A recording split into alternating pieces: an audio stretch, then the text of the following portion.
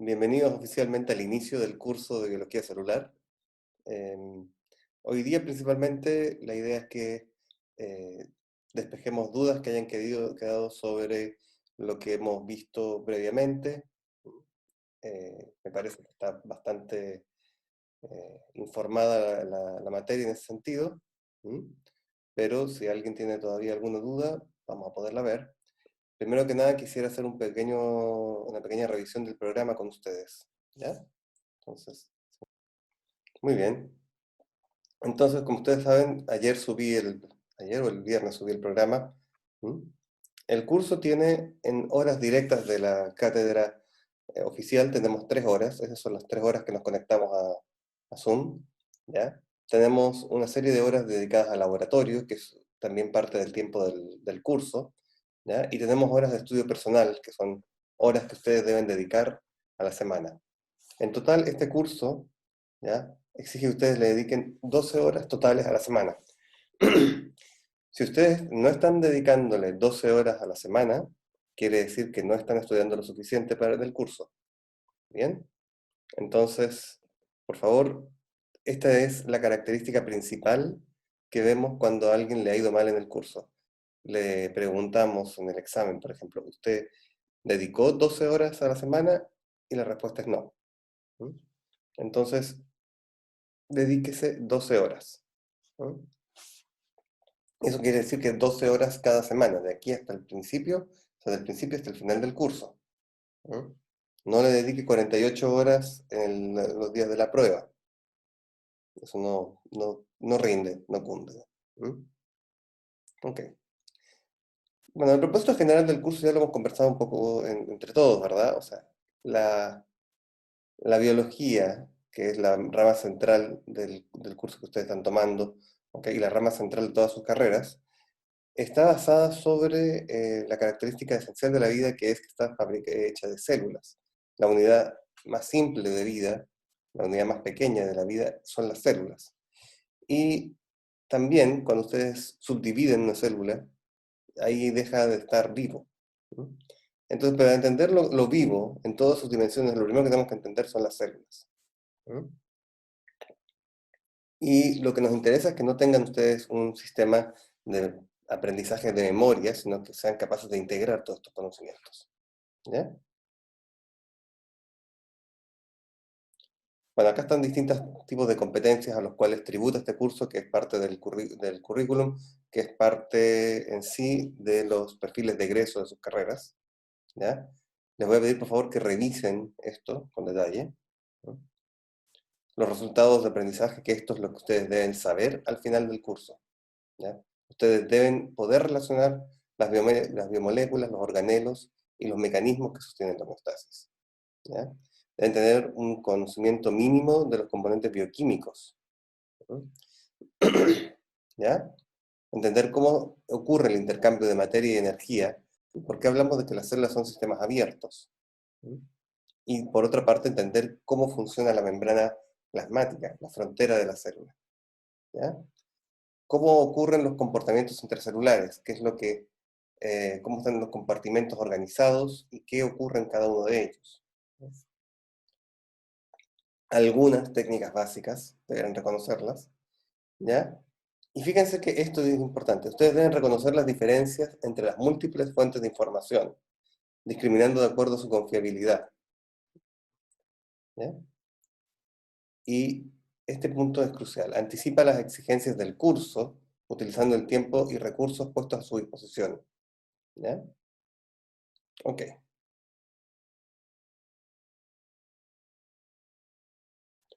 Las clases van a ser expositivas a través de estas vías. Vamos a estar grabando las clases, estarán dispuestas para ustedes. Todas las preguntas que puedan hacer las vamos a contestar, ya sea en clase o las contestaremos también vía Ucursos. Por favor, participen en el foro de Ucursos. Si ustedes ven una pregunta que pueden contestar, contéstenla. ¿Ya? Es un muy buen aprendizaje el ver cómo responder una pregunta. Y tendremos los trabajos prácticos posibles que sean de realizar en modalidad virtual. Los trabajos prácticos que no se pueden realizar en modalidad virtual, los tendremos ya sea en el segundo semestre o durante el verano, y esos tendrán características de aprobado o reprobado. Y ustedes deben aprobar los laboratorios para aprobar el ramo. ¿Ya?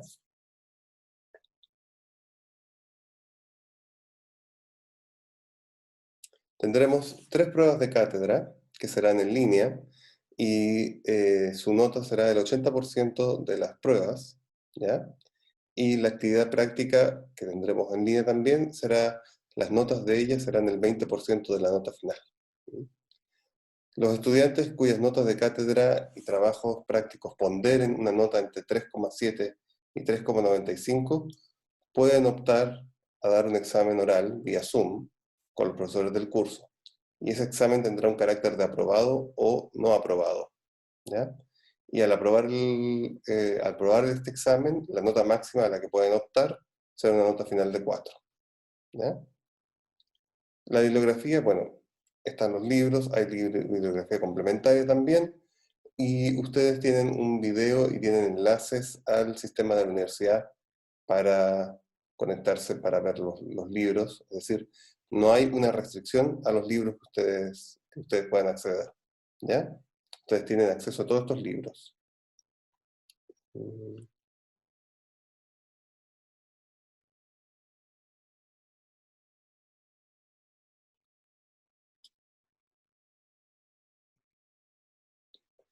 Con respecto al calendario, hoy día retomaremos, ¿ok?, principios que rigen la organización celular, si es que a alguien le queda alguna duda, ¿sí? ¿Qué eran las pasantías? Las pasantías, desafortunadamente, por razones obvias, no se pueden realizar. Eh, Entre 10 y 14 estudiantes del curso optaban a realizar un tiempo de práctica en laboratorios de la facultad. Para eso los profesores ponían a su disposición espacios en sus laboratorios y les pedíamos que postularan a dichas pasantías, y con esas postulaciones, que eran por carta, ranqueábamos a aquellos que podían expresar mejor el interés de participar en los laboratorios. Y era una de las actividades, yo diría, características de este curso. ¿Mm?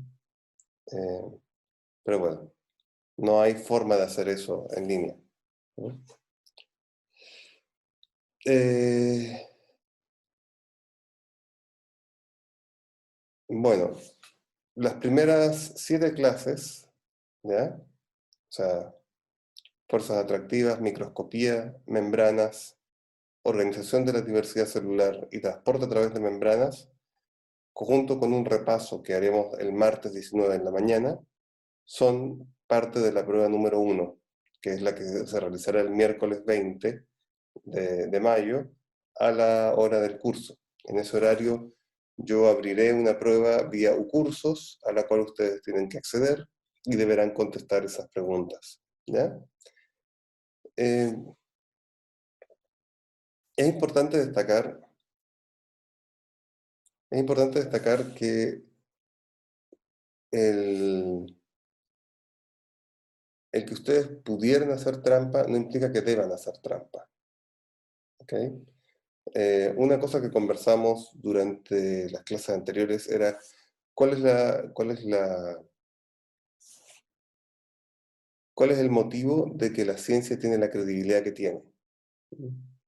¿Por qué cuando que alguien nos dice que es un conocimiento científico confiamos en ello? Y no es porque los científicos personalmente seamos mejores personas que otros. Lo que pasa es que estamos acostumbrados a que en nuestro quehacer no hay dos oportunidades si es que uno miente. Si te pillan mintiendo una vez, te puedes dedicar a otra cosa, ¿ya? Y eso lo hacemos valer para toda la carrera, para todas las cosas que tienen que ver con nuestro trabajo. Nosotros asumimos que nuestros colegas van a ser honestos, porque las consecuencias de no ser honesto son el fin de la carrera de una persona, ¿ok? Entonces, si copian, si plagian, si hacen cualquier cosa de ese estilo, en general la respuesta va a ser característicamente mucho más dura que lo que serían otras carreras, yo creo. Por lo menos de lo que yo tengo experiencia. ¿Mm?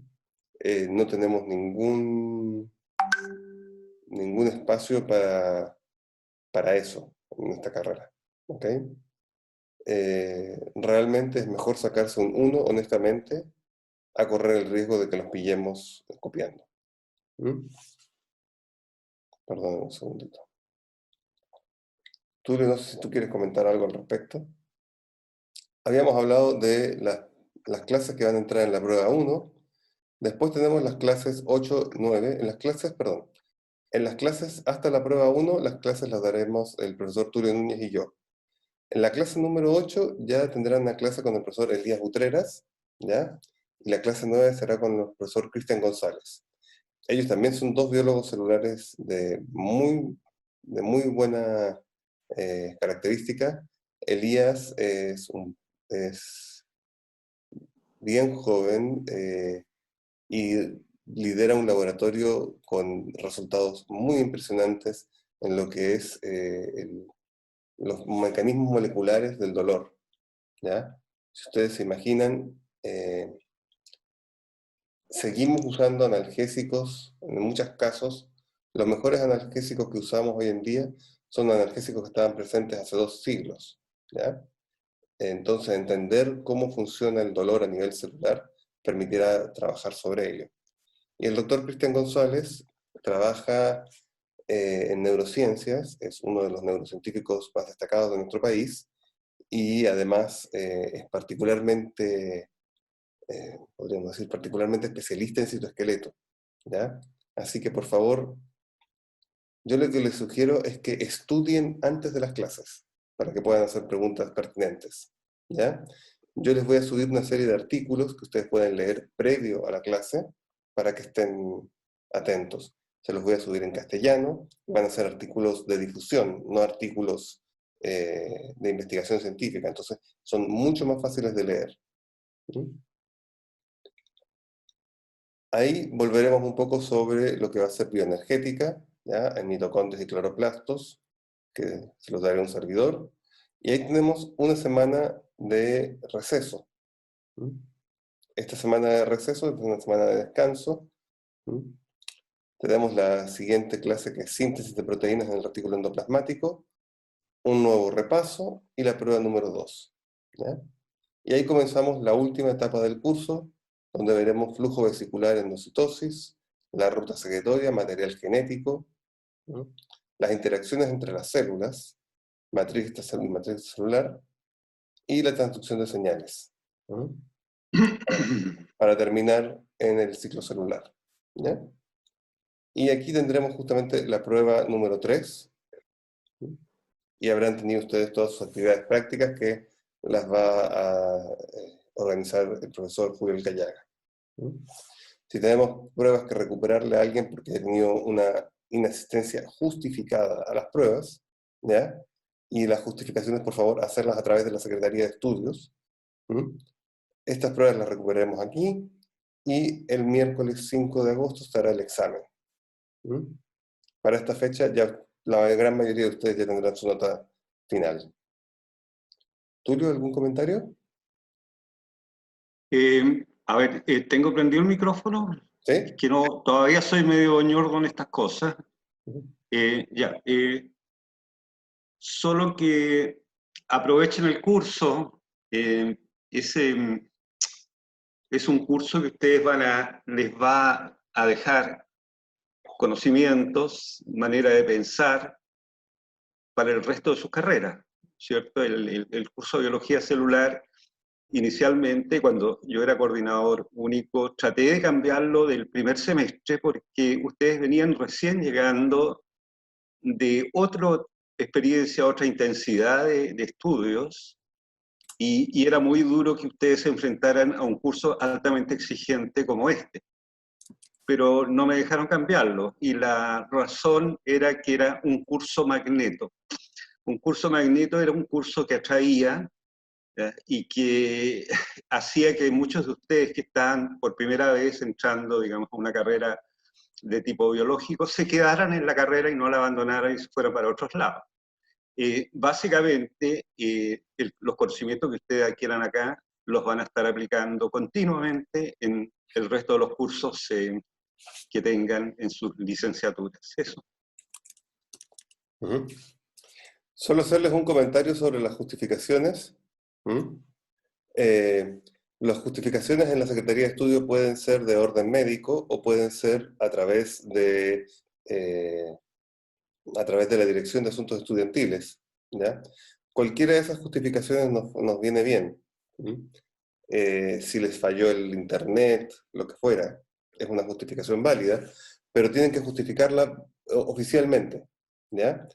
Eh, Principalmente porque si ustedes tienen una justificación que sea un problema de orden personal, no corresponde que ustedes dependan de que los profesores entendamos, ¿ya? Eh, Seamos comprensivos, entre comillas, porque no estamos entrenados para ello. Nosotros estudiamos biología celular, no estudiamos trabajo social, entonces no tenemos las herramientas de una persona que estudia trabajo social para entender cuándo algo es justificable o no. Entonces, por favor, justifiquen a través de Secretaría de Estudios o de la Dirección de Asuntos Estudiantiles. Un choque de ramos, sí, ahí por favor póngase de acuerdo directamente conmigo para que le tomemos la prueba en otro horario, ¿ya? Idealmente que el día de la prueba pudiera tomar la prueba en el horario correcto, pero si el choque de ramos es considerable, bueno, algo haremos, ¿no? Yo parto de la base que todos ya revisaron los videos y las clases que hemos tenido hasta ahora. Sobre la pregunta con, ¿Mm? si quiere, lo hacemos abierto, nomás mezclamos las dos clases, yo creo que es mejor, ¿verdad? Sí. Eh, el hidrógeno tú lo tomas, esta tiene una estructura sp3, el carbono alfa del aminoácido, ¿no es cierto? Y tú lo tomas hacia eh, hacia atrás tuyo, de manera que los otros grupos queden mirando hacia ti. Ahí está. Acá está el hidrógeno, así sería. Ahí. Acá está el hidrógeno. Sí. Ujú. Va. Tengo algunas dudas sobre la primera parte. Ujú. No sé si todas son pertinentes. Por ejemplo, ¿cómo Gibbs sacó su función? La de energía libre de Gibbs Ujú. igual a Gibbs inicial más RT y la constante. Oye, en algún momento me supe la historia. No me la sé en este momento. Te puedo buscar. ¿Ok? ¿Mm? Porque lo que me hace ruido con la primera función es que cambia el menos por el más. Entonces ahí, vamos, Pero fíjate cómo despejas la energía característica, el G0. casi. Cuando lo despejas, lo pasas para el otro lado de la ecuación y ese quedaría en negativo. Y los dos quedarían negativo y negativo. Y en ese caso lo pasas a positivo. ¿Mm? ¿Ya? ¿Por qué? Otra, Ujú. otra duda es, ¿por qué si las macromoléculas son inestables termodinámicamente, por qué al pasar los años no se desintegran? Se van desintegrando. Se van desintegrando. Lo que pasa es que las vamos recambiando.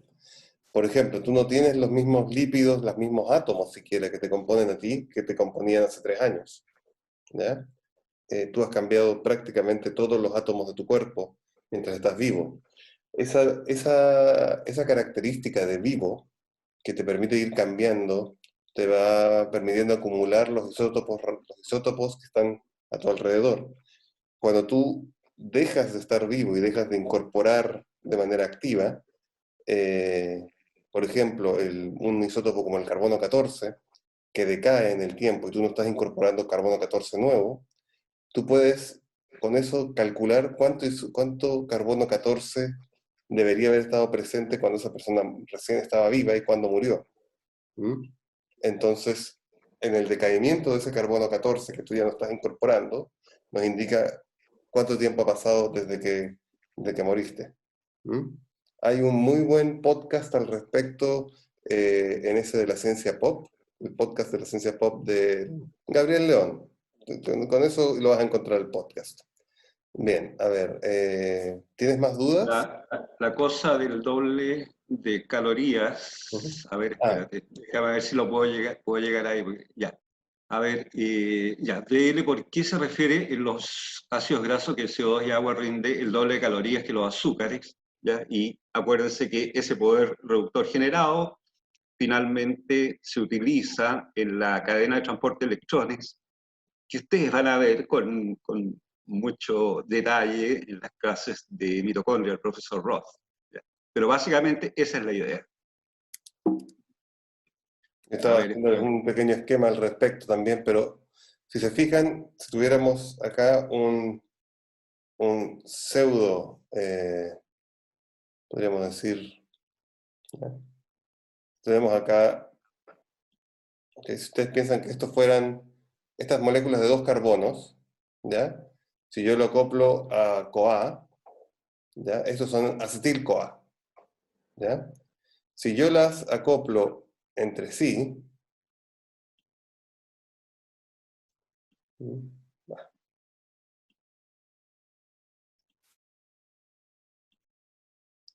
y las acoplo de esta manera, puedo hacer, ¿verdad? Una molécula de 6 carbonos, que sería la glucosa, ¿verdad?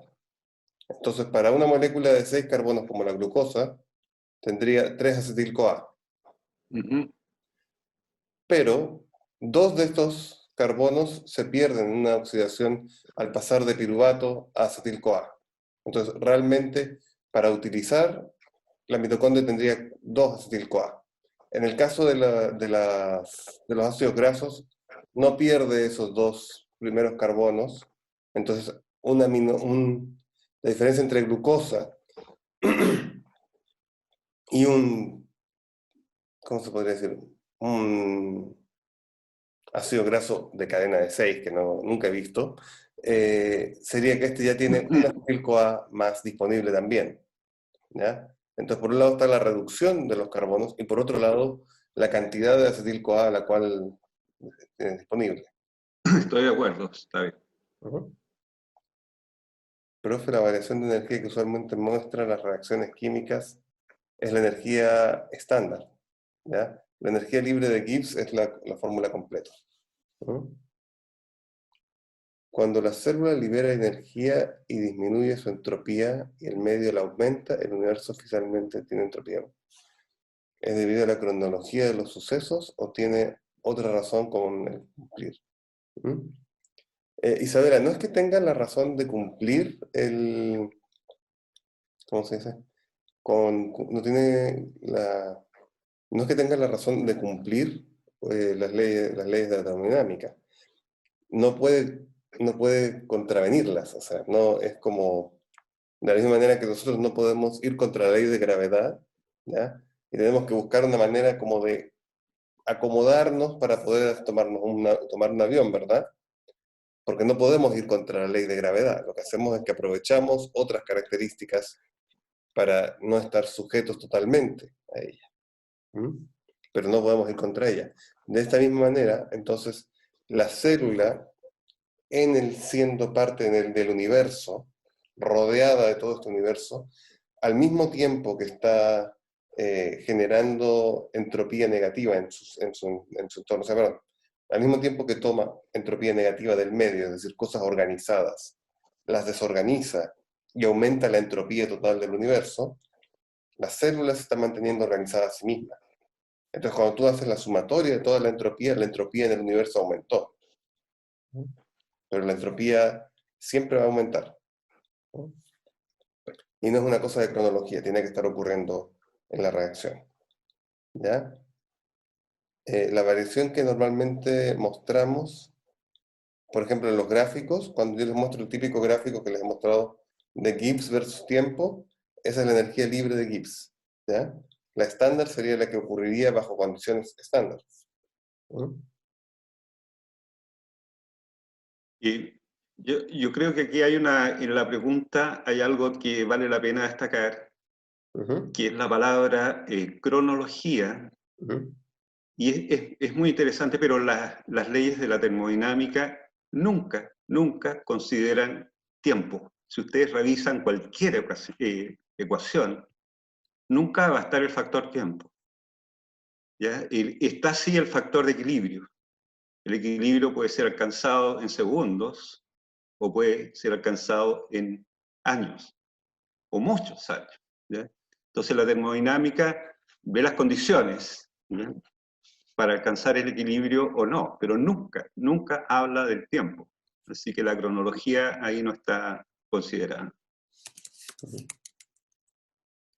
Ya, estoy contestando una cosa.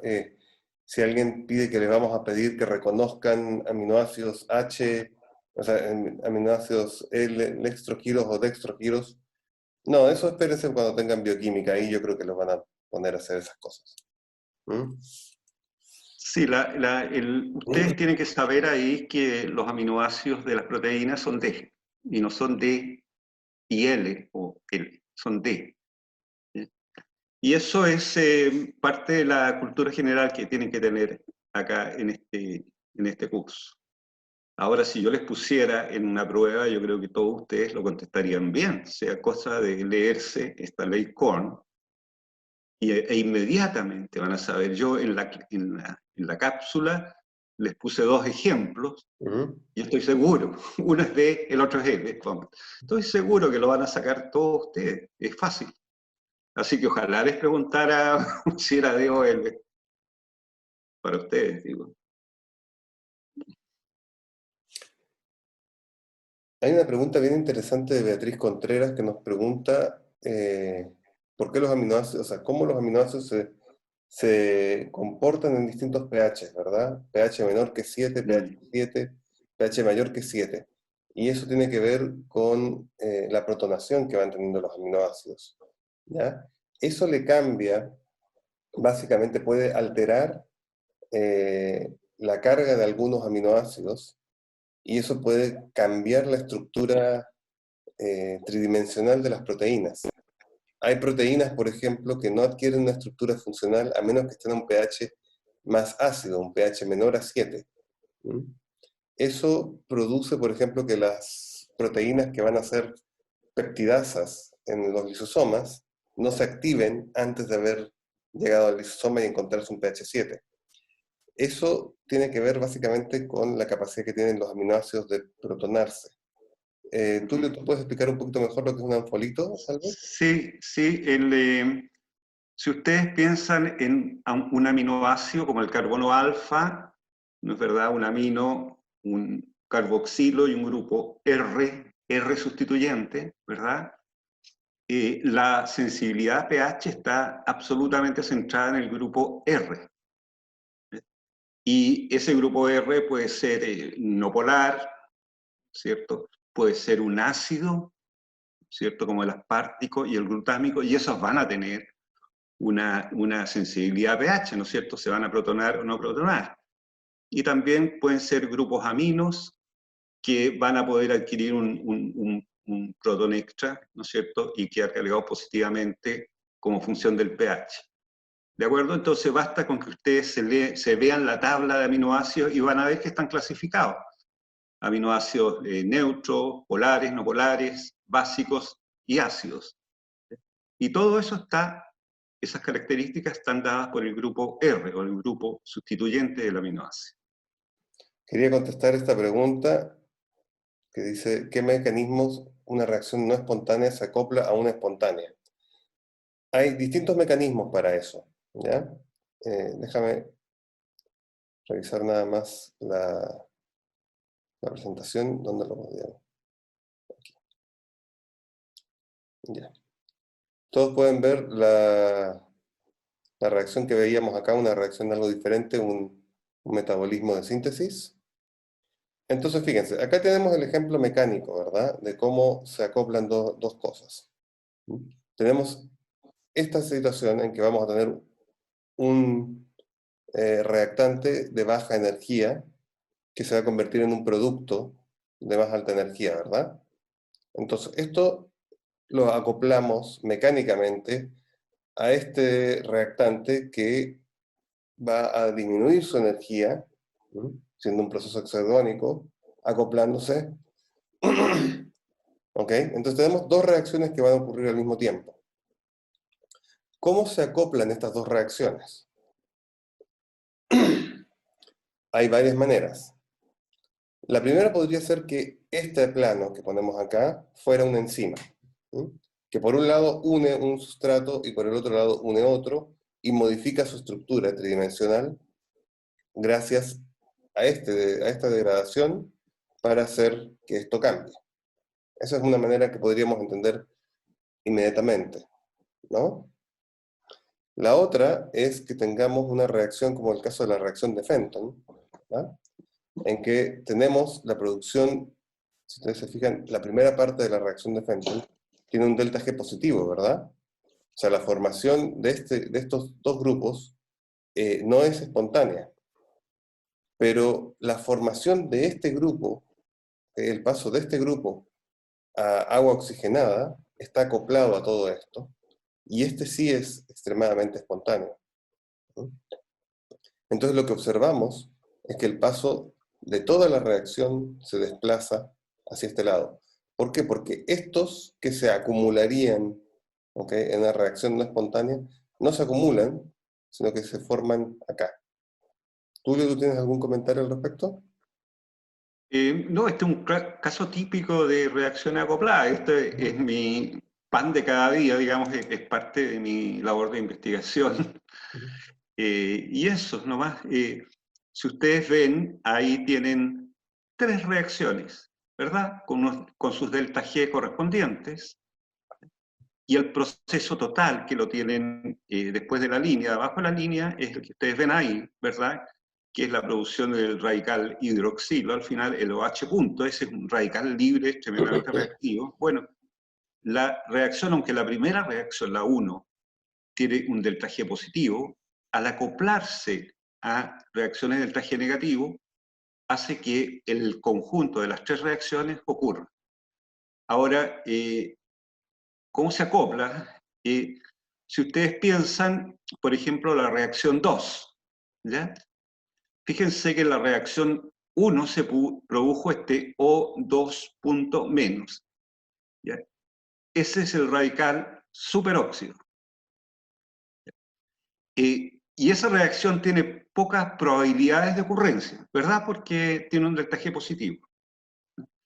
Pero ese radical superóxido es utilizado en la segunda reacción en forma, llamémoslo, ávida, ¿no es cierto? Ávida. Ahí apenas se forma, ¡pum!, se lo toman. Entonces la segunda reacción está guiando la primera reacción gracias a su delta G tremendamente negativo. No sé si me explico con eso, ¿ya? Entonces una reacción de baja probabilidad de ocurrencia es guiada a que ocurra porque se acopla a una reacción con alta probabilidad de ocurrencia. Entre paréntesis, quiero corregir, gracias Joaquín, son L-aminoácidos, perdón, se me cruzaron los cables ahí, ¿ya? Para todos ustedes. Entonces, ese es el sentido de acoplar una reacción de baja probabilidad, delta G positivo, con una de alta probabilidad, delta G negativo. ¿Eso? Bien. Aprovechando esto, ¿se podría decir que el calor liberado por la célula debe ser lo suficientemente alto para desordenar el medio a tal punto que la suma de las entropías sea... O sea, esa sería una manera de verlo, ¿okay? Si lo viéramos solamente de esta manera, ¿ya? ¿Okay? Si viéramos que la célula lo que hace es que disipa calor, ¿sí? Pero piensa que otra manera de aumentar la entropía es que tomaras una estructura que está organizada, un poco lo que muestra esta diapositiva, que tú tomaras estructuras organizadas acá, ¿verdad? Te fijas que aquí tenemos polímeros en general, ¿ya? Y los desorganizamos hasta sus monómeros. Y después aprovechamos justamente parte de estos monómeros utilizando esta energía para formar nuestros propios polímeros, ¿ya? Entonces, una manera de desordenar el medio es en efecto entregando calor. Pero esta es otra forma también de aumentar la entropía. Con respecto a la pregunta de Martín sobre denaturación de proteína, la denaturación no hay rompimiento de enlace, covalente, ¿ya? Sin embargo, los otros tipos de interacciones, ¿ya? Las atracciones iónicas, por ejemplo, o los puentes de hidrógeno, sí se rompen. Y llega efectivamente a algo parecido a la estructura primaria. Puede que tenga todavía algo de estructura secundaria, pero lo importante ahí es que esta es la clase de proteínas, es la clase que viene. Pero bueno, lo importante ahí es que ustedes saben que las proteínas ponen sus aminoácidos hidrofóbicos hacia el interior de la proteína y los hidrofílicos hacia el exterior. De esa manera están felices en el solvente agua, ¿verdad? En la denaturación, los segmentos hidrofóbicos se ponen en contacto con el solvente. Y de ahí que los segmentos hidrofóbicos van a tender, igual que los lípidos y todo eso, a interactuar entre sí.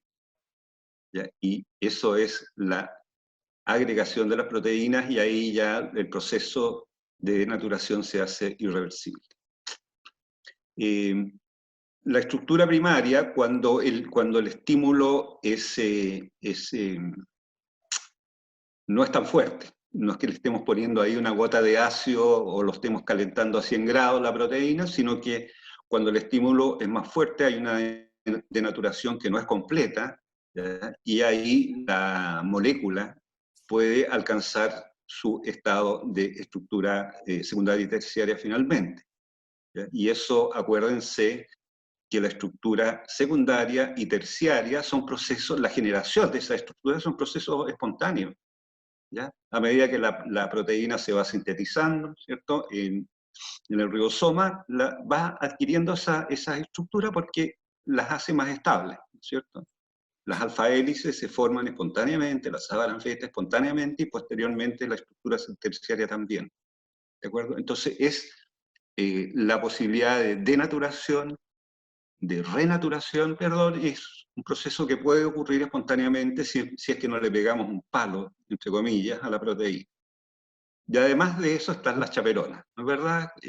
Y ya, chaperonas. A ver, ¿qué nos puedes decir tú de las chaperonas, Alejandro?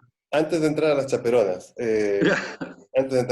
chaperonas, Martín, por ejemplo, si tú tomas un huevo y tomas la clara del huevo y la sometes a temperatura alta, se va a desnaturar la albúmina de esa clara, ¿verdad?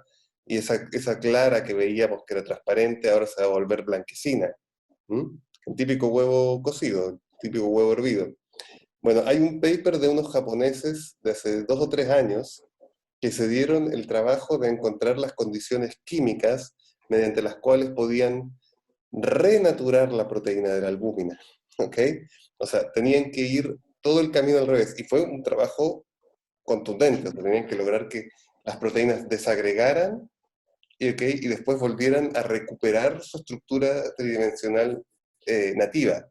Y fue un paper bastante considerable, o sea, mucho trabajo para poder hacerlo.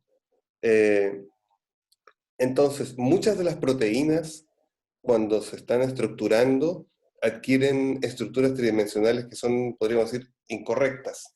Y son incorrectas porque hay segmentos hidrofóbicos que van quedando expuestos. Y esos segmentos hidrofóbicos son unidos por otras proteínas que se llaman chaperonas. Y las chaperonas lo que van a hacer es que van a, podríamos decir, imagínate que tú estás haciendo origami y te equivocaste, ellas llevan para atrás un poquito el proceso, gastando ATP, van para atrás y permiten que ahora se estructure correctamente. Y justamente son un sistema de control en la célula para asegurarse de que no hay proteínas mal conformadas. Y vamos a ver eso en la clase justamente de mecanismos celulares de degradación. Esa pregunta la pregunta que hiciste da para muchísimo. Liberar luz. Sofía, la palabra es denaturación. Igual que se degenera y no se desgenera, ¿no es cierto? Se denatura y no se desnatura. ¿De acuerdo? Liberar luz también aumenta entropía. Sí, porque las reacciones que son bioluminiscentes están liberando fotones, y los fotones es una manera de liberar energía. ¿Qué otra pregunta? Ah. Tiene ese paper, lo podría buscar, no me acuerdo dónde lo guardé. Mira, Lo de alisar el pelo, yo me imagino que sí, nunca me había hecho la pregunta de si uno se alisa el pelo con calor, ya, sobre todo. O para agentes químicos, también podría ser lo mismo. bueno, Yo pienso que sí. el Hay una beta-mercaptotanol, duración parcial, ¿no? o sea, el clásico aroma de las peluquerías antiguas del beta-mercaptotanol era justamente el que hacía que tú desnaturaras la queratina en el pelo, ¿ok? El pelo liso, cuando tú lo cortas, si esto es un pelo y tú lo cortas así, corte transversal, vas a ver que es redondo, o sea, es circular en su periferia. En cambio, el pelo ondulado es más ovalado. Y lo que tú estás haciendo es justamente modificar la estructura de las queratinas presentes a fin de justamente generar una estructura tridimensional que... ¿Mm? Voy a ver si encuentro el paper, ¿ya? ¿Mm? Entonces... Oye, nos estamos saltando a la clase de proteínas. ¿Ah? Sí. Me alegra mucho que la hayan leído, pero a lo mejor algunos compañeros no la han leído aún. ¿Y qué tal si les dejamos esas preguntas para mañana? Mañana tenemos proteínas. ¿Qué les parece? Nos falta, bueno, pero nos falta agua todavía, y es Sí. un tema considerable. Sí. En agua me dice que lo tienen todo claro, ¿ya? Es tan excepcional la cápsula que les dice que ya no quedaron dudas, ¿verdad? El dipolo.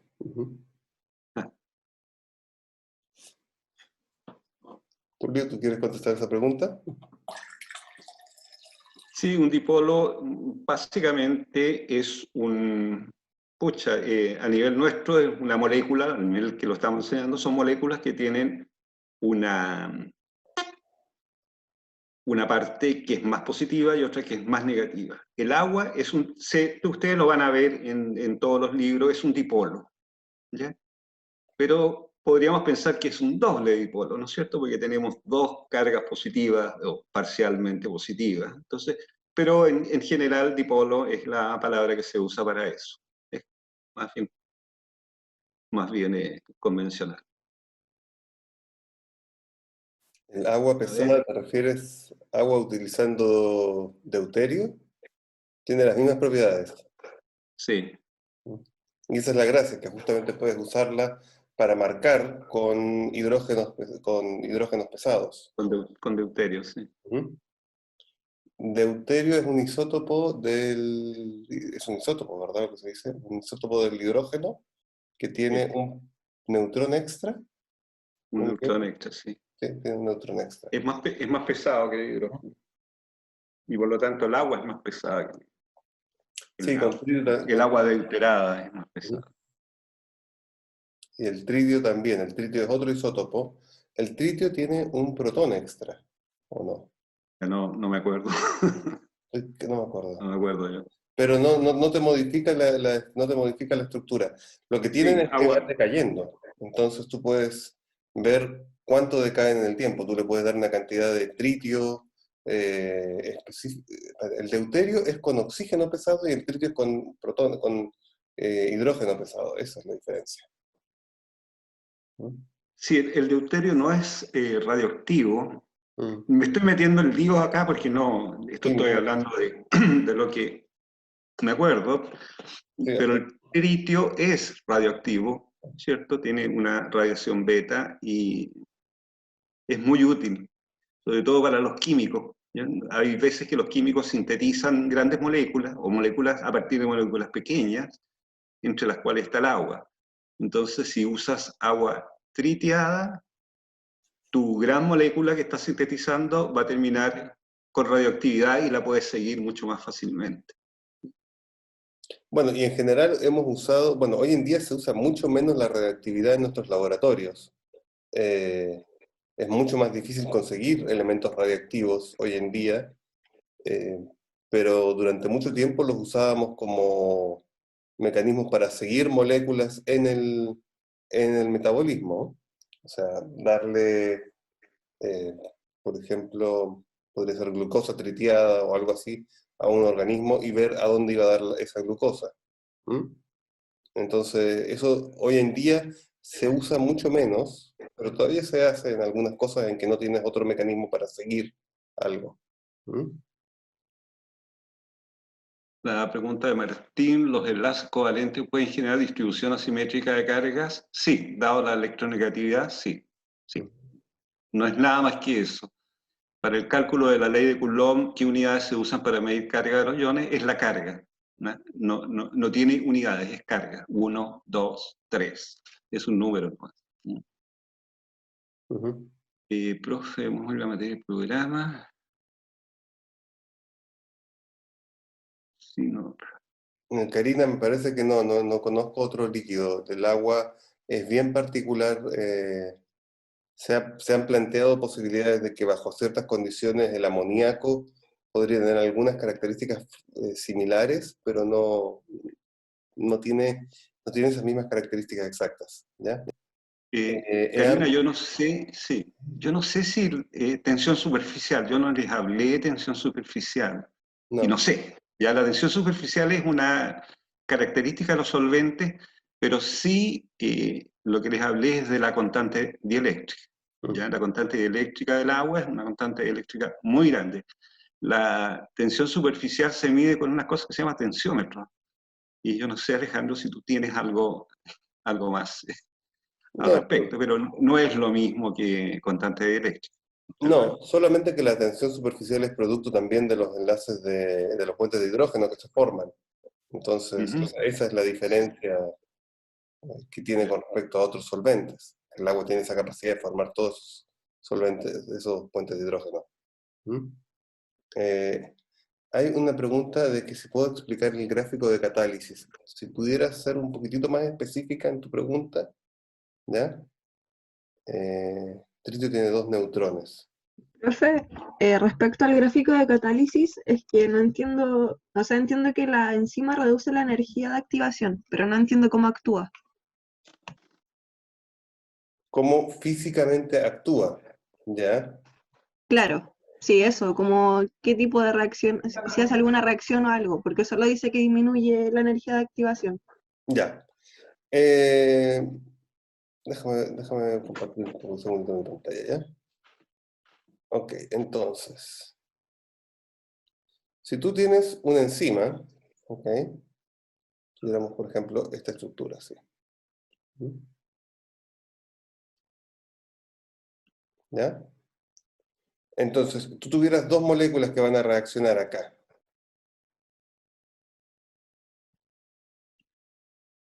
Esta y esta, ¿verdad? Venga. Sí, ya, ahí está la comida, mira.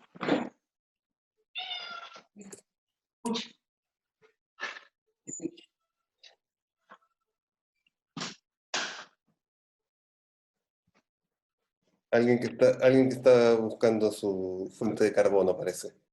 ¿Ya? Entonces, fíjense que si esta, por ejemplo, debido a que el ATP, tenemos esta estructura, ¿verdad? Imagínate que esto en verde fuera nuestra enzima. ¿Me sigues? ¿Ya? Ahora, este ATP ahora se va a degradar a ADP más fosfato inorgánico. Y al hacer eso, va a hacer este movimiento.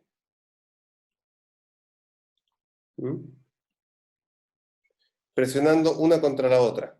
Que estas 2 moléculas interactúen a esta distancia no ocurre normalmente, ¿verdad? En la solución es muy poco probable que se encuentren. Y sin embargo, si las tienes a esta distancia, pueden ocurrir ataques nucleofílicos y formación de enlaces y todo tipo de cosas. Entonces, muchas veces las enzimas simplemente funcionan cambiando la estructura, ¿ok? Enganchando un par de cosas y juntándolas. Y eso ya te disminuye la energía de activación que necesitas para que estas dos se encuentren en la solución. ¿Me entiendes? Entonces, ese es uno de los mecanismos de acción más fáciles de comprender en ese sentido. Otro mecanismo sería que esta enzima tuviera, por ejemplo, perdón, eso no se ve. Tuviera aquí, por ejemplo, un grupo que fuera, por ejemplo, hierro o algún grupo similar que participara de esto, ¿ok? Y que justamente permitiera aumentar la reactividad de ambos, ¿ya? Por su presencia ahí y su capacidad de unirlos, ¿ya? Entonces, justamente al cambiar la forma de esto, ¿m? Tendríamos justamente que estaríamos moviendo y estaríamos haciendo la reacción. ¿Me sigues?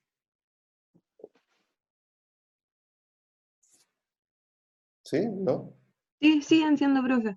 Ya. Sí. Ok. La pregunta de los glicerolípidos a pH fisiológico, fosfatil, etanol, aminicolina, tienen carga distinta a negativa, neutra o negativa. Es neutra, ¿ya?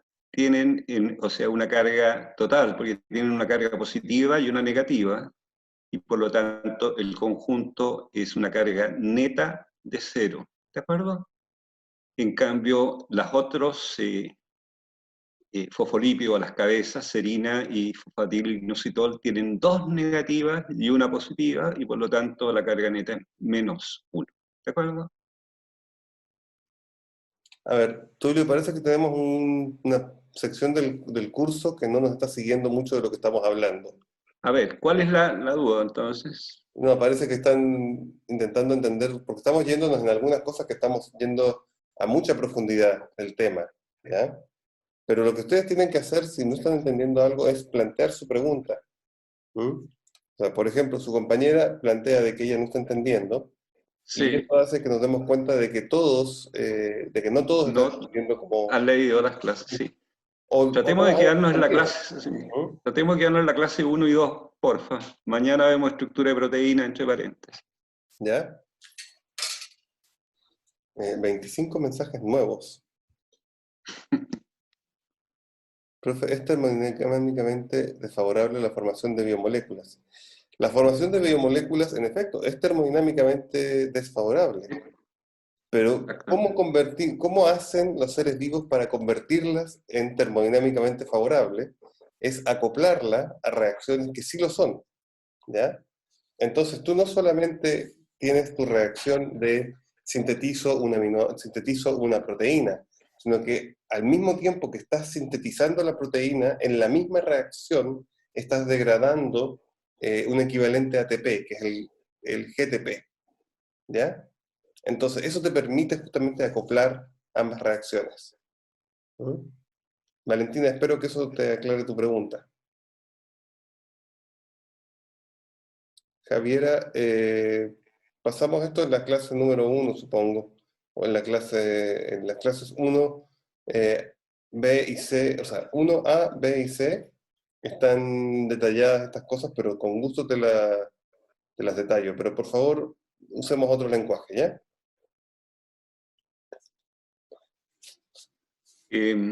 La pregunta de Ignacio. Ignacio, la diferencia estructural entre glicógeno, celulosa y almidón son todos polímeros de glucosa. Lo que varía en ellos es lo que llaman en inglés el branching, o sea, de un polímero absolutamente lineal, ¿no es cierto? Hay salidas de la linealidad formando enlaces éter, en general C-O-C, y ahí está la diferencia. Yo no te puedo decir más, el glicógeno es absolutamente lineal, ya la celulosa no y el almidón tampoco. No, pero Tulio, la celulosa es lineal, el glicógeno y el almidón son ramificados. a ver, espérate un poquitito, Sí, sí. te lo digo al tiro. No, sí, lo acabo de pasar en otro curso. Ah, ya, lo pasaste ya, entonces ya, perdón. Lo que pasa es A que ver, además en el caso del almidón tenemos la sí, pectina y tienes razón, la celulosa es lineal, claro, y el almidón tiene branching que son diferentes, o sea, salida de la linealidad, moléculas que salen de la linealidad. Eso no se los voy a preguntar, ¿ya? Lo que yo intento en esta parte, en este diapositivo particularmente, es que ustedes sepan, ¿no es cierto? Primero, de la existencia de los polisacáridos, uno, y segundo, que hay diferentes tipos de polisacáridos y que tienen funciones que son guiados hacia la célula, funciones que son muy importantes en la célula, ¿ya?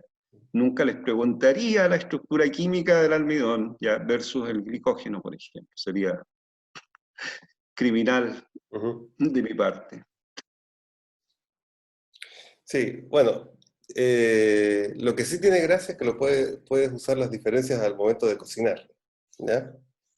Justamente el entender la bioquímica del almidón ayuda a que a uno no se le formen grumos en la salsa blanca cuando está cocinando. ¿Mm? Cuando entiendes que lo que estás haciendo es hidratar un polímero y no solamente agregar polvitos. ¿Mm? Eh, por lo menos a mí, yo cuando entendí eso ya me fue mucho más fácil cocinar eso. Ah, tenemos a Julio que nos quiere hacer una pregunta, parece Julio Alcayaga. ¿Julio? No visto. Ahora sí. Uh-huh. Hey, Julio, hola. Hola, buenos días. Si no me falla la memoria, también alguna diferencia, por lo menos entre el almidón y la celulosa, tiene que ver con el tipo de enlaces que presentan Sí. las glucosas. O sea, es un polímero, pero no tienen los enlaces localizados en el mismo lugar. Son totalmente distintos. Sí. Voy a buscar una imagen un segundito y vuelvo. ¿Mm? Ya. Julio, aprovechando que estás aquí, ¿le puedes explicar quiénes tienen trabajo práctico hoy día? Te escuché. Hoy día tiene el grupo 1, que son... Bueno, pero gente del grupo 1 ya saben que tienen trabajo práctico hoy día. ¿Mm? Sí, ellos tienen claro que lo tienen. Además, ya les envié un correo electrónico y todo. Uh-huh. Ahí están los horrores, claro, mira. Uh-huh. Entonces, fíjense, acá justamente tenemos, bueno, primero que nada los disacáridos, ¿verdad? Como la sacarosa, pero cuando comenzamos a hablar de polisacáridos, aquí tenemos justamente la unión de los enlaces de estos carbonos, que son en beta, y ese enlace en beta es muy difícil de romper. De hecho, los vertebrados no podemos romperlo. Todos los vertebrados que se alimentan con celulosa, los que son los herbívoros notables, lo que pasa es que tienen simbiosis con una serie de bacterias que les permiten romper esto, ¿ya? Entonces, estas fibras de celulosa son tremendamente difíciles de romper. En cambio, si vamos a al glicógeno, que es el que nosotros guardamos en el hígado, fíjense que el enlace acá es un enlace en alfa. No está el enlace en beta que estábamos viendo en la celulosa. Y al igual que en el glicógeno, ¿ya? El almidón tiene el enlace en alfa, ¿ya? Y tenemos dos tipos de almidón, uno que es lineal, que es la amilosa, y otro que es ramificado, que es la amilopectina. Y la gracia de estos es que cuando ustedes le agregan agua y lo calientan, lo que hace es que el agua comienza a intervenir entre las uniones de las amilosas y las amilopectinas, y comienzan a hidratar este gránulo. Y este grano comienza a crecer cada vez más. ¿Ya? Entonces, esa manera de crecer, eso de hidratarse, permite que ustedes después vayan a poder digerirlo mucho más fácilmente. Por eso es que nosotros podemos digerir estos almidones complejos, porque aprovechamos justamente el calor. Y respecto a la resonancia electrónica del enlace peptídico, voy a tratar de poner Yo creo que el tengo una diapo. por aquí. Tengo una acá, Tulio. Ya. Tengo una aquí que es bastante fácil de explicarla. Ok, claro, esta es la figura del Albert. Esta de arriba es la del Albert, sí. A ver, espérate. Esta de abajo es... Acá, esta de acá. Eso que está en un cuadradito amarillo en la parte de arriba, ya tienen el enlace peptídico entre carbono y nitrógeno, ¿verdad? Sin embargo, la resonancia, este nitrógeno de acá abajo, tiene 2 electrones acá. Tiene 2 electrones en su molécula. Y esos 2 electrones pueden resonar, ¿ya? Y pasar a formar un doble enlace. A ver, espérate, el nitrógeno con el carbono. ¿Ya? Ahí. Y de esa manera, el enlace carbono-nitrógeno, que es un enlace simple, se transforma en un enlace doble. Y los enlaces simples pueden rotar en el eje del enlace. Ustedes pueden dar vuelta el carbono y el nitrógeno, y si ustedes se dan cuenta, al dar vuelta, puede adquirir diferentes tipos de estructuras.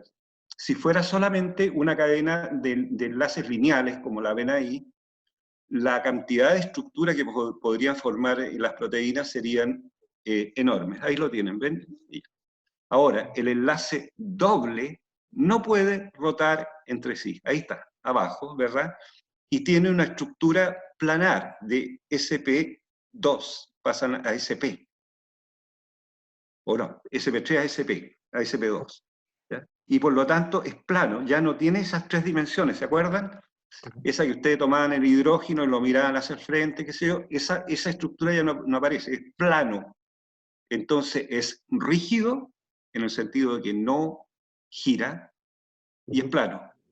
Entonces, cada cierto tiempo, cada vez que hay un enlace peptídico, en la cadena peptídica, esa característica se cumple. Y eso hace que las proteínas puedan tomar determinado tipo de estructuras y no otras.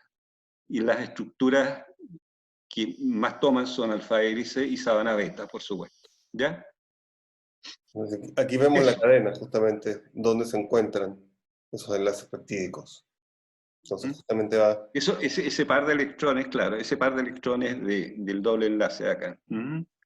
Este es un muy buen esquema del Albert, porque además les muestra también la distribución de las cadenas laterales. Entonces, ustedes se imaginan que esto es una cadena lineal, y no puede girar, ¿verdad? Que no podría torcerse en estos dos lados, ¿verdad? Eso tendría ahí una cosa plana. Los otros átomos pueden rotar, pero fíjense que aquí también tenemos otras estructuras que nos van a estorbar en esa rotación. Entonces la estructura puede adquirir tiene un número limitado de estructuras que podría adquirir. Y parte del trabajo hoy en día es predecir la estructura tridimensional a partir de la estructura primaria. Joaquín, no te podría asegurar que otros cordados puedan hacerlo. Yo creo que no. Yo creo que directamente no lo veo posible. Beatriz. La pregunta de Mateo, ¿por qué se genera un doble enlace transitorio? Es sencillamente, eso lo van a ver ustedes muy bien en química, ¿ya? Y tiene que ver con la resonancia, el fenómeno de resonancia, ¿verdad? En que átomos se comparten, ¿no es cierto?, en forma transitoria, un par de electrones. Ustedes ven acá en el esquema que les tiene el profesor Ross, ¿no es cierto?, que hay un doble enlace carbono-oxígeno, ¿no es cierto?, y esos electrones de uno de los enlaces resuena, se dice en química, a formar un doble enlace carbono-nitrógeno, ¿de acuerdo? Y está continuamente resonando, pasando para allá, formando el doble enlace carbono-nitrógeno y después volviendo a hacer doble enlace carbono-oxígeno, ¿de acuerdo? Y ese es un fenómeno químico que tiene, digamos, sus sus propiedades y características que yo no se las puedo mencionar, porque no soy químico, pero sí que ocurre, ¿no? Esa es la resonancia, básicamente. ¿Tú le parece que tenemos un poquitito mareados a algunos de nuestros alumnos? Ah, Espérame, déjame compartir. Nosotros tenemos la tendencia a responder la pregunta que nos hacen. Entonces, nos vamos a la clase de la pregunta que nos están haciendo. Y por eso es que se produce sí, un poquito de desorden. sí, Pero, lo que ustedes tienen que tener claro con respecto a el enlace peptídico es eso, ¿no? Que tiene características de doble enlace y por lo tanto es rígido.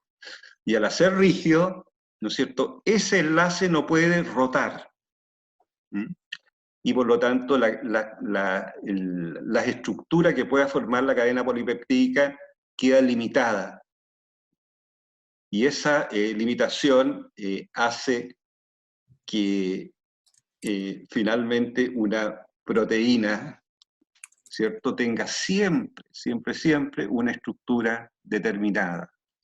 Pero esa es la clase proteína. De nuevo me estoy yendo... pero sí el enlace peptídico, eso ustedes lo tienen que saber. El enlace peptídico tiene características de doble enlace y por lo tanto no puede rotar, no puede girar en el plano del enlace, en el eje del enlace. ¿De acuerdo? Profe, la constante eléctrica se asocia a la disociación de iones y su fácil traspaso de la corriente eléctrica.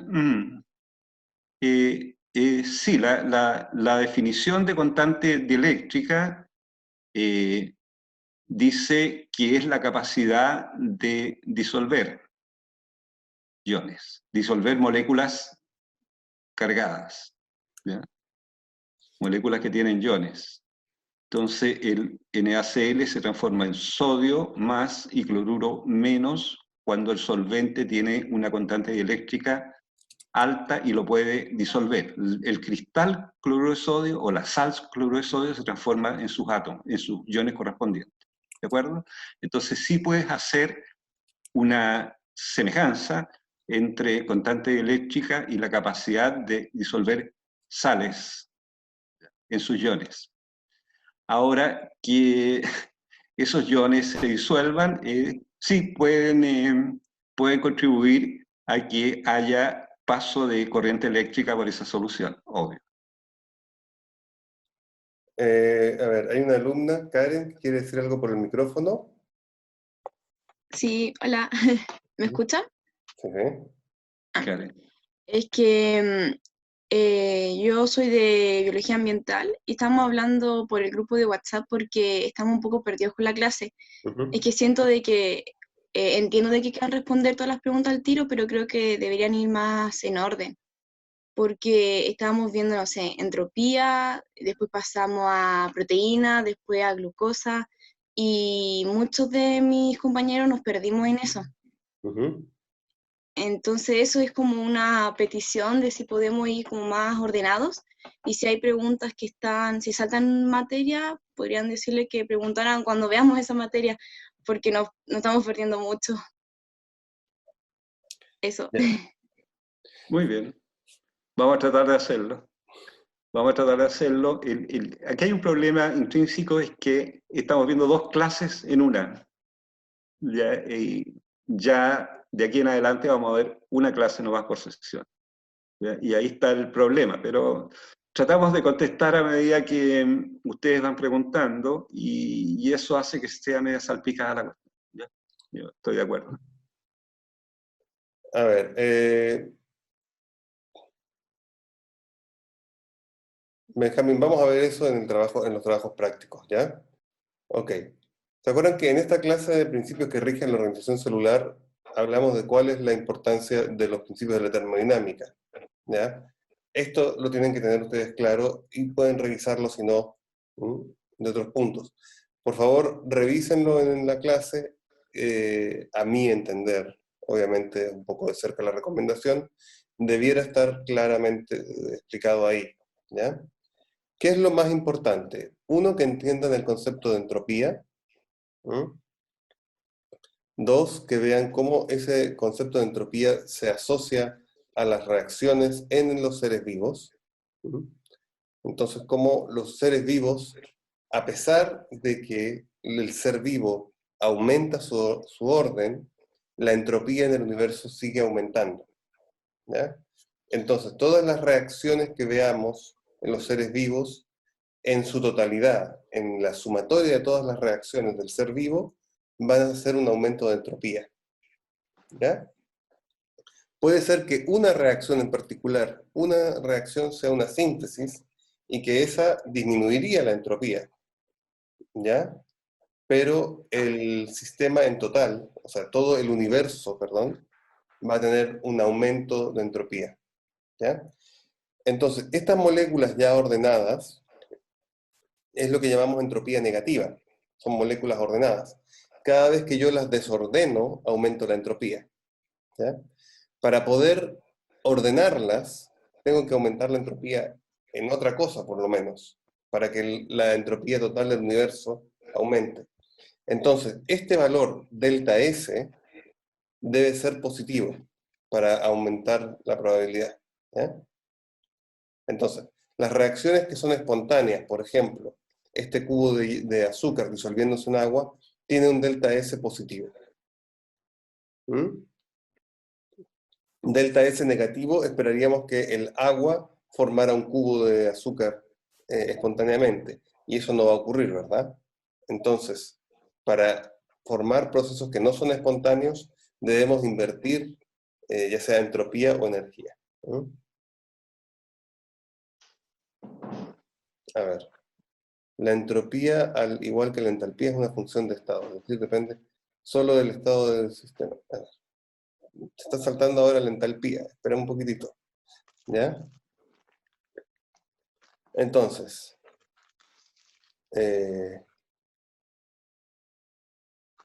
dónde sacaste esa frase, Sofía? No. Ah, pues me lo preguntaste además por privado. Entonces tenemos que la entalpía, ¿ok? La entalpía, ¿qué es lo que nos está describiendo la entalpía? La entalpía lo que describe es la entrega de energía, ¿ok?, de un sistema al medio. Y esa entrega de energía puede ocurrir a través de varias maneras. Una de ellas es la entrega de calor, otra es la entrega de trabajo, es decir, una variación del volumen a una presión constante. ¿Ya? Entonces, el sistema puede entregar energía al medio mediante la entrega de calor o mediante trabajo. En general, los trabajos son pequeños, ¿ya? Comparados con el calor. Así que podemos aproximar la entalpía a la entrega de calor al medio. Y justamente aquellos procesos que entregan calor al medio, vamos a hablar que son procesos espontáneos. Ahora, ¿es difícil medir entropía? Nunca he escuchado de tener a alguien que tenga un entopriómetro o algo así, ¿ya? Pero lo que sí podemos medir es calor, ¿verdad? Y esta relación justamente entre la entropía y el calor es lo que se llama la energía libre, la energía de Gibbs, ¿ya? Y justamente el cambio de energía de Gibbs, que es lo que podemos medir, nos indica justamente que la energía libre de los reactantes o los productos, esta diferencia de energía es lo que llamamos delta G. ¿Ya? Si delta G es negativo, es decir, teníamos más energía en los reactantes que en los productos, probablemente esta va a ser una reacción espontánea. Si tenemos menos energía en los reactantes que en los productos, esto es poco probable que ocurra, ¿verdad? O sea, en algún lugar tenemos que encontrar la energía que va a necesitar esto para llegar hasta acá. Y esta pequeña montaña que tenemos aquí es lo que se llama la energía de activación. Esa es la razón por la cual una hoja de papel, a pesar que pasar de papel a cenizas tiene un delta G extremadamente negativo, esto no ocurre espontáneamente, ¿verdad? Porque las moléculas en el papel no tienen la energía inicial suficiente, la energía de activación. ¿Qué pasa a lo largo del tiempo algunas moléculas en el tiempo van a ir teniendo suficiente energía y van a ir degradándose. Y entonces en el tiempo vamos a ver que el papel se degrada. Pero si queremos que esto ocurra de inmediato, tenemos que entregarle esa energía de activación. Y es en esa energía de activación donde actúan las enzimas, ¿ya? Las enzimas lo que hacen es que disminuyen.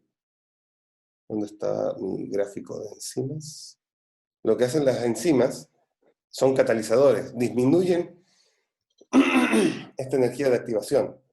Fíjense que no disminuyen el delta G, ¿verdad?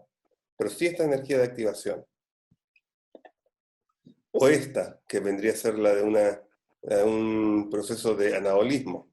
A ver, ¿saben qué? Por favor, no me planteen preguntas en privado porque no me voy dando cuenta de cuáles son privadas y cuáles son públicas. Por favor, planteen las preguntas en público. Claro, podríamos decir que las reacciones espontáneas no ocurren hasta que no tienen ese pequeño empujoncito. Este gráfico del Albert es muy bueno. Te fijas que acá tienes un lago, ¿verdad? Y acá tienes justamente la caída del lago. Pero mientras el lago no logra sobrepasar este pequeño montículo, no va a caer río abajo. Entonces, la catálisis lo que hace es que me disminuye ese tamaño del montículo. Si te fijas, estas son iguales a estas de acá. Las olas tienen la misma energía. Solamente que ahora necesitamos menos energía para pasar por encima del montículo. Y ahí se produce justamente el flujo río abajo. Entonces, cuando lo miramos a nivel del número de moléculas, es que no es un empujón. Lo que haces es que le quitas un... ¿cómo se dice? Le quitas, podría decir, le disminuyes, ¿ok? El requerimiento que tiene acá. ¿Ok? Entonces, si yo miro todas las moléculas, fíjense en este gráfico. Si yo miro todas las moléculas que están acá, se fijan, de las moléculas que tenemos acá en el río, solamente estas tienen suficiente energía para ir río abajo, ¿verdad? Una molécula igual a esta que está acá no tiene la energía para llegar aquí. Pero si yo le bajo esta energía de activación, estas van a tener suficiente energía, ¿verdad? Pero una que esté acá no va a poder pasar tampoco, por mucho que estemos ahí. Entonces, una molécula que no tiene suficiente energía de activación está acá. Pero se fijan que si no catalizamos, estas son la relación de la entropía en los productores primarios es la misma con los otros organismos. Lo que tú estás preguntándome es si los productores primarios requieren energía para la síntesis de sus complejos. Sí. ¿Cómo es que hacen esto? Es que ellos utilizan, en el caso, por ejemplo, de las plantas, pigmentos que van a ser capaces de pasar desde este punto de energía a este punto. ¿Ya? Entonces, lo que tú estás haciendo en esos casos, lo que tú estás haciendo en el caso de las plantas, es que este paso, desde reactantes a productos, esta energía la están agregando a través de la luz. ¿Ya? Entonces, al agregar esa energía a través de la luz, te permite justamente llegar a los productos energéticos. O sea, en el caso de que no actúen catalizadores, tú vas a tener un número menor de reactantes que van a poder pasar para acá. ¿Ya? Entonces vas a tener un menor número de reacciones. Cuando tú usas un catalizador, lo que haces es que disminuyes esta energía y vas a tener un mayor número de moléculas que van a poder pasar de un punto al siguiente. Piénsalo de esta manera, o sea, si no tienes un catalizador, ¿cuántas de estas moléculas van a poder saltarse esto? De vez en cuando alguna, ¿ya? Pero si tú eliminas este montículo, muchas más de ellas van a poder. El fuego no es un catalizador, el fuego es la energía de activación, en el caso del papel. El tipo de enzima depende de la reacción. No entiendo tu pregunta ahí.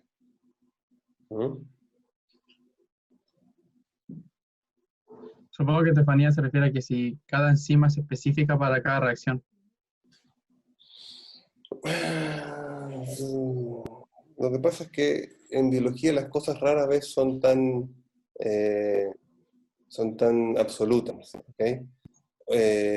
Hay enzimas que se hablaban como enzimas sumamente específicas para reacciones como, qué sé yo, ahora me olvidé de alguna en particular, pero que hoy en día nos damos cuenta que además de ser eso, además son sistemas de señalización. O sea, las enzimas es un complejo proteico grande, entonces que tenga más de una función no me extraña, ¿no? Pero tienen un sitio, en general, un sitio activo, que es el que va a catalizar la reacción principal. En las reacciones catalizadas lo que observamos es que ocurren más reacciones en la unidad, por cada unidad de tiempo. Eso es lo que vamos observando. Leonardo, te voy a pedir que por favor, mira, revises los enlaces que dejé. ¿Ya? Hagamos una cosa, escríbeme por interno y conversémoslo, ¿ok? Porque no vamos a poder. Bueno, por ahora dejemos aquí el día de mañana. Tulio, ¿estás ahí? Sí, estoy. Tú vas a estar a cargo de la clase de mañana. ¿Qué tal si haces, Sí. más que hacer esto de responder preguntas, de repente hacer ¿cómo se dice? Hacer una clase breve, ¿ya? Sí, eso es lo que pienso hacer. Perfecto. ¿Ya? Me voy a basar en la cápsula, no en la clase total, Ujú. pero voy a repasar inicialmente los conceptos que vamos a estar discutiendo. Ujú. Oigan, y recuerden que ustedes también pueden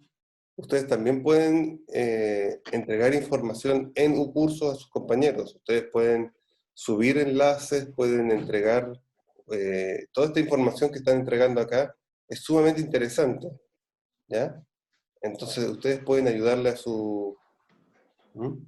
Ustedes pueden ayudarle a sus compañeros, ¿ya? Catalina, sí voy a subir esta clase de hoy día. Por favor, si se dan cuenta que me falta alguna clase que no haya subido, avísenme, ¿ya? Porque estoy intentando subir clases de varios cursos y se me termina haciendo un enredo un poco, ¿ya?